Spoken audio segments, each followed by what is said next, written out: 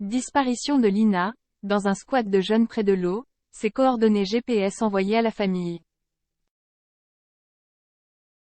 Comme pour la disparition du petit Émile, celle de l'adolescente Lina reste un mystère 3 semaines après le début des recherches. Les hypothèses se multiplient et toutes les pistes peuvent encore être étudiées, notamment en raison de l'intervention de voyants autour de l'affaire. C'est la question que tout le monde se pose 3 semaines après la disparition de Lina, 15 ans. Où se trouve-t-elle? Alors que l'adolescente se rendait à la gare de Saint-Blaise-la-Roche pour prendre le train et rejoindre son petit ami Tao à Strasbourg, la jeune femme n'est jamais arrivée à destination. Elle n'est même jamais montée dans le train qu'elle devait prendre.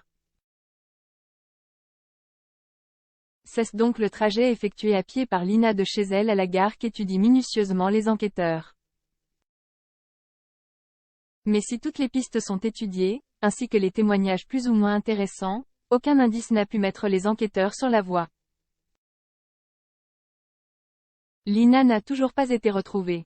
Récemment, son petit ami Tao aurait, selon les informations du Figaro, mené des recherches sur les toits d'un garage abandonné, encouragé par une intuition de sa propre mère qui aurait, selon le nouveau détective, pu être influencé par les discours de certains voyants.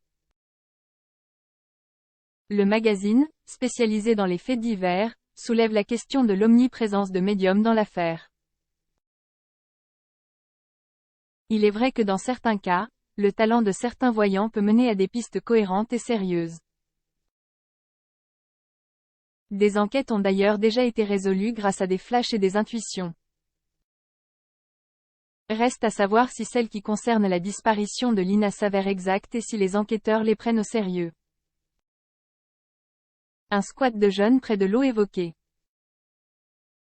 Si aucun élément ne permet d'affirmer quoi que ce soit sur la disparition de Lina, toute information est bonne à prendre. Un homme a notamment indiqué au nouveau détective avoir entendu, toujours selon les dires d'un médium, que la jeune femme aurait pu atterrir dans un squat de jeunes près de l'eau.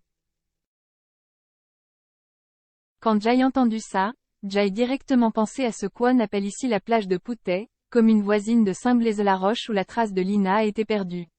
Jai envoyait les coordonnées GPS à la famille de Lina. J'ignore s'ils y sont allés mais je crois savoir qu'ils n'écartent aucune piste.